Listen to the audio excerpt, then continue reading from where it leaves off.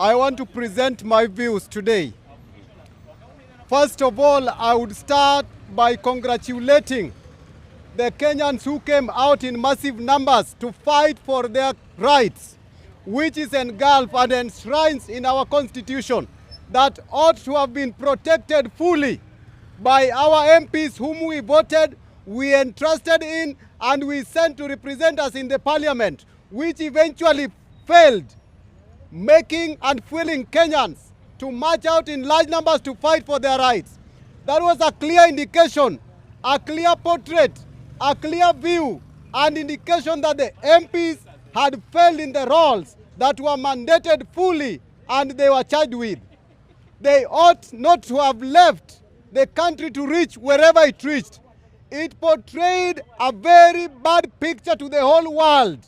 If the whole world were today standing out to watch Kenyan government and arm of government having been attacked, that was a clear show that the government had totally failed.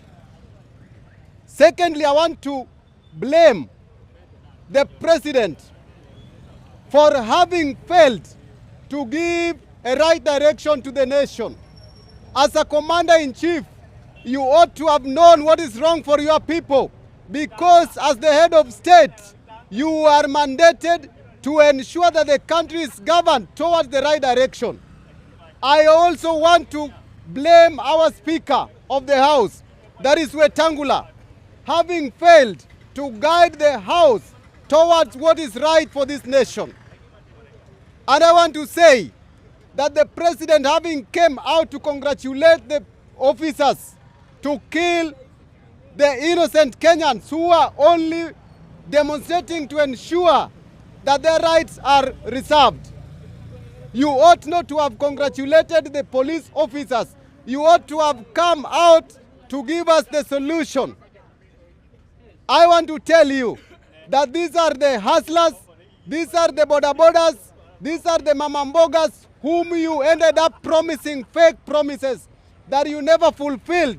You gave us pledges that you never lived up to. And it was quite sarcastic. It was quite absurd yesterday. If you could call a nation that was marching to protect their rights, you were calling us yesterday that we are criminals. You are the people who had failed, and now you are calling hustlers, you are calling demonstrators that they are criminals.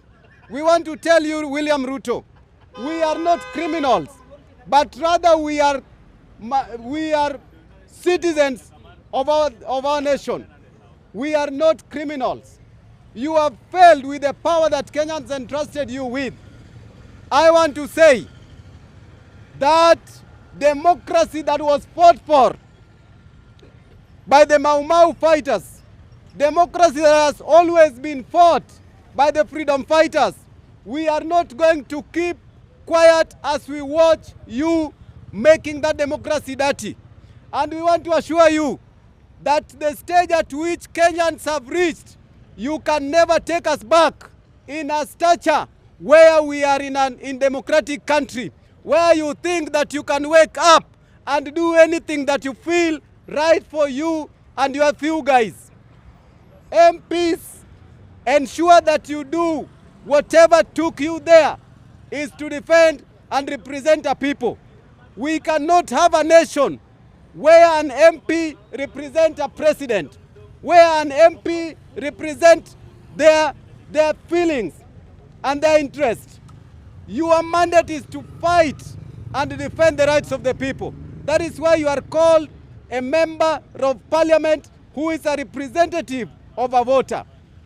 But as long as you are going to fail, we are always going to come out to ensure that when you fail as the MPs, we are not going to fail as the citizens. What I feel that is not right with me in the finance bill is the bill that is talking about the land. When you want us to go the leasing way, we want to have a right mandate of owning the land fully without leasing. If somebody has fought to buy land for the sake of ensuring inheritance, for the coming generation, then you want me to be in a land that has only been leased. Secondly, you cannot introduce a taxation that seeks to tax my ancestral land. So that is, I feel it is not well with me. And the situation to which Kenya is not right to overtax a nation. That is why we censor this motion as a people, that bill should be rejected completely, because we are in a state of economic sodomy. We are not going to allow you to sodomize our economy, to overburden us, to enslave us, and to impoverish us under our watch. You are not going to do that. When the youths had gained access into the parliament, before we blame that revolution, we must ask ourselves, who failed in the first place? It is the MPs who failed. So before we delve our blames to the revolution, we are going to channel our blames purely on the representation that we send into the parliament. So they are to be blamed squarely and completely. We are not going to blame those people, even though it portrayed a bad picture, an arm of the government put under attack. That was a symbol of a weak government. First of all, as Kenyans, we ought to have understood a clear role of a CS. Who is a CS? It's the work of a CS to give orders for a nation to be attacked by an arm that seeks and should be charged by defending the country. The major role of a the KDF, Kenya Defense Force, they are supposed to defend their nation from attack. They are not supposed to come and fight a nation. They should offer a defense. So that is a very useless CS. You ought to have not given mandate for the KDF to come and attack and fight a people. Why should we have a KDF? Why couldn't we call for a reconciliatory talk? Why couldn't we call for amicable solution to be applied against this hectic situation that Kenyans are finding themselves into? Thank you. In the last 1 hour, we have heard that the president has finally declined to sign the Finance Bill 2024. So what's your take on that?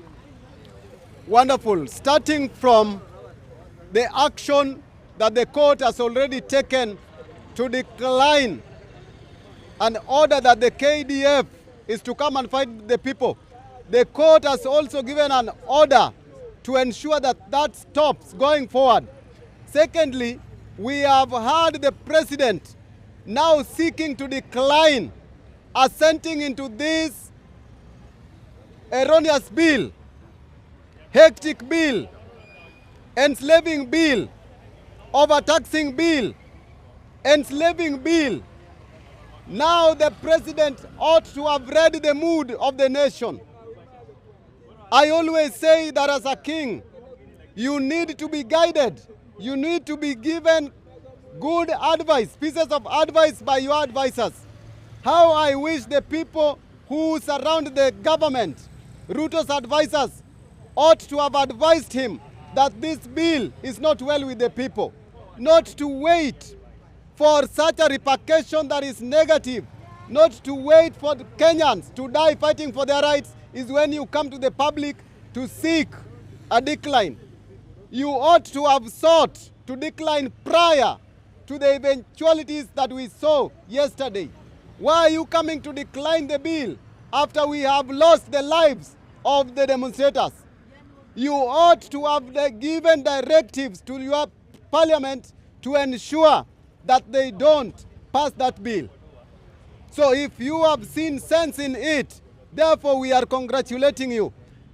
One thing that I want to tell Ruto, having declined that bill, that power is protected. After you have gotten into power, you need to ask yourself how to protect power. Whenever you fail to protect power, the people come and take that power to protect it.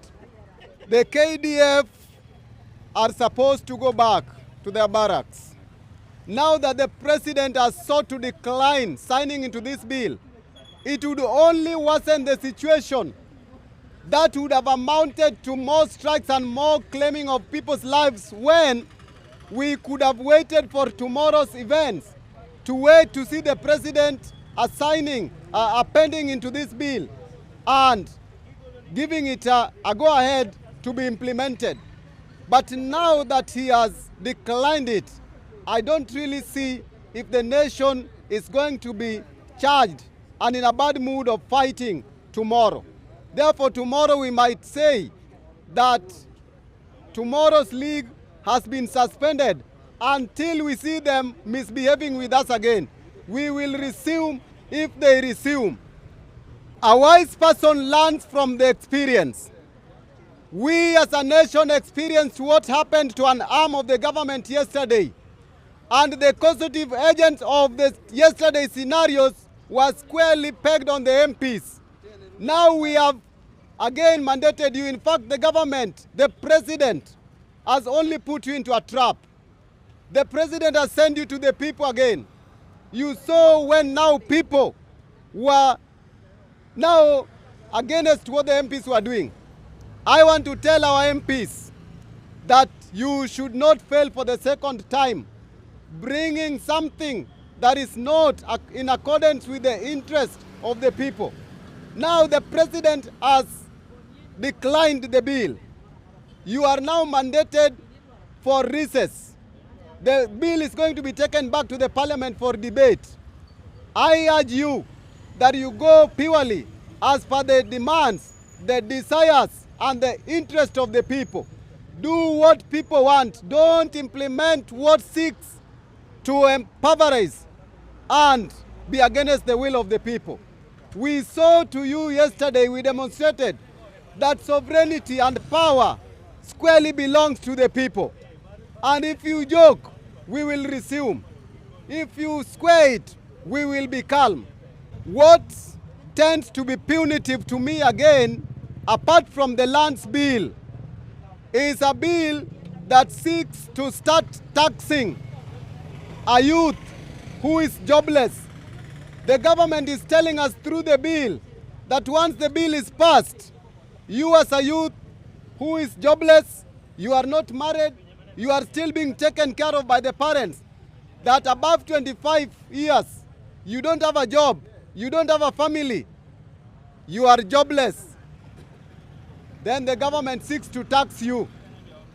What kind of a stupid and a foolish bill is that? So that bill that seeks to tax a youth that still stays with the parent. We want to see a bill that seeks to empower a jobless youth. We want to see a bill that seeks to industrialize this country so that the youth that are jobless can find a place that they can earn their living. Don't tax someone whom you have not invested in. The government should seek to industrialize the country first. You need to empower the people first. Even in milking a cow, you don't go start milk the cow that you have not fed. You feed your people is when you come and tax them. Thank you.